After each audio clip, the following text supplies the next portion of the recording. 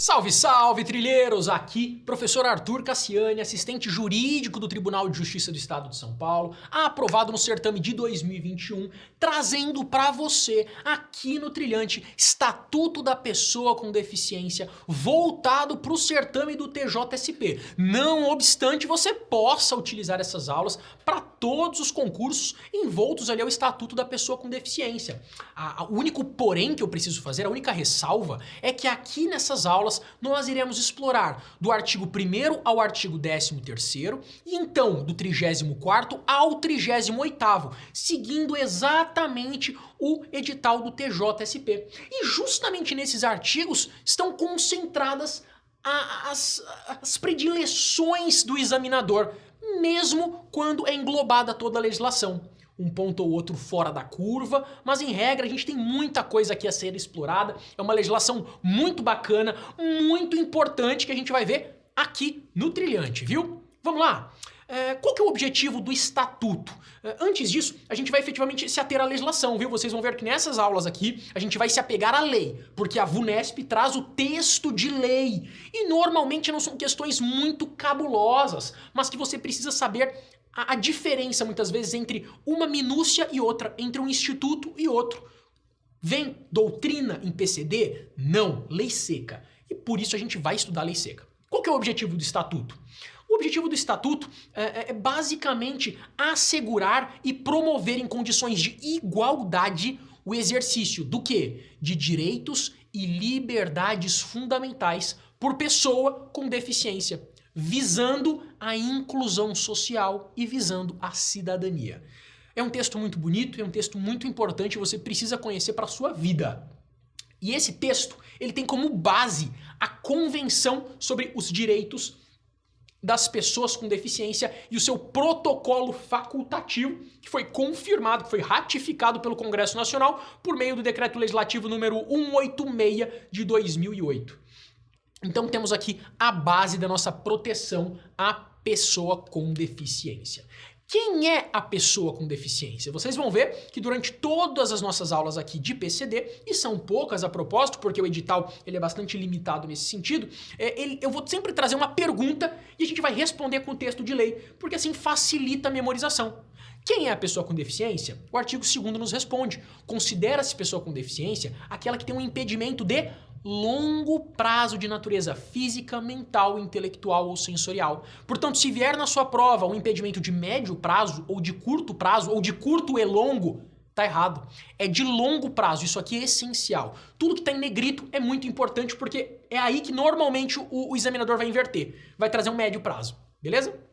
O qual, em interação com uma ou mais barreiras, a gente vai aprender já o que são as barreiras, pode obstruir sua participação plena e efetiva na sociedade em igualdade de condições com as demais pessoas. A gente vai falar sempre aqui no Estatuto PCD de igualdade. A ideia não é privilegiar, não é trazer novos requisitos, facilitar a vida, não. A ideia é trazer igualdade, é tentar equalizar os direitos de uma pessoa que não tem os mesmos direitos de uma outra pessoa. É tentar trazer um equilíbrio. Beleza? Por isso a gente vai ter políticas afirmativas justamente nesse sentido, seguindo o que diz a nossa Constituição Federal. Como é realizada a avaliação dessa deficiência de longo prazo? A avaliação da deficiência, quando necessária, será biopsicossocial. Isso vai cair na sua prova. Trará na sua prova a expressão, uma avaliação social, uma avaliação com laudo médico, uma avaliação de forma objetiva, de forma subjetiva, não. É biopsicossocial realizada pelo quê? Por equipe multidisciplinar e interdisciplinar. Então não é por um médico só, não é por uma enfermeira, não é por um empregador. É por uma equipe multiprofissional e interdisciplinar de forma biopsicossocial e considerará os impedimentos nas funções e nas estruturas do corpo, os fatores socioambientais e psicológicos e pessoais, a limitação no desempenho das atividades e a restrição de participação. Portanto, é uma forma de analisar a vida como um todo daquele indivíduo. E quem criará os instrumentos para avaliação? poder executivo. Então a avaliação é biopsicossocial, realizado por uma equipe multidisciplinar e interdisciplinar. Essa deficiência precisa ser de longo prazo e é o poder executivo que cria instrumentos para avaliar essa deficiência. Olha o tanto de informação até aqui. Vamos conceituar um pouquinho antes de a gente dar sequência? Essa conceituação está no texto da lei e a VUNESP gosta de trazer diferenças, particularidades entre uma conceituação e outra. Com relação à acessibilidade, é fácil, mas já já vocês vão ver como fica difícil. Acessibilidade nada mais é do que a possibilidade e condição de alcance para utilização com segurança e autonomia de espaços, mobiliários, transportes, informações e comunicação, inclusive seus sistemas e tecnologias, bem como de outros serviços e instalações abertos ao público, de uso privado, de uso coletivo, tanto na zona urbana como na zona rural, por pessoa com deficiência com mobilidade reduzida. Então a acessibilidade, como a gente sabe, é quase que um lato sensu de facilitar, de permitir o acesso de uma pessoa com deficiência a um ambiente plenamente utilizável. A gente vai entrar nas minúcias já já. O que é um desenho universal? E aqui começa a dificuldade de desenho universal com tecnologia assistida ou ajuda técnica. Vamos se ater aqui às minúcias. Desenho universal, a concepção de produtos, ambientes, programas e serviços a serem usados por todas as pessoas, sem necessidade de adaptação ou de projeto específico, incluído os recursos de tecnologia assistiva. Então a tecnologia assistiva está inclusa no desenho universal. Desenho universal nada mais é do que um produto feito para todos. Tudo bem? Para mim, para você, para pessoas com deficiência, para pessoas sem deficiência, por todo tipo de pessoa. E aí a gente encontra a tecnologia assistiva que está inclusa aqui no nosso desenho universal. Vamos lá. Tecnologia assistiva ou ajuda técnica. Eu não posso confundi-los com o desenho universal, beleza? A tecnologia assistiva já é feito para promover uma funcionalidade. Vamos entender.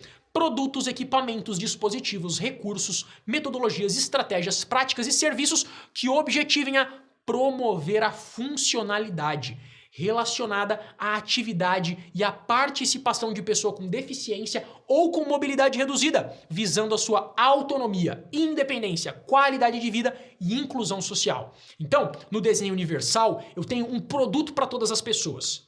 Na tecnologia assistiva ou ajuda técnica, eu tenho um produto voltado a promover uma funcionalidade para certas pessoas. Já não é mais para todo mundo. E o que é que são barreiras? Eu falei que a gente ia estudar, a gente vai encerrar esse bloco falando sobre essas barreiras a título lato sensu, a título geral, a título genérico, e no próximo bloco a gente vai se ater a cada uma das barreiras. Muito interessante, a VUNESP adora cobrar a diferença das barreiras. Vamos lá.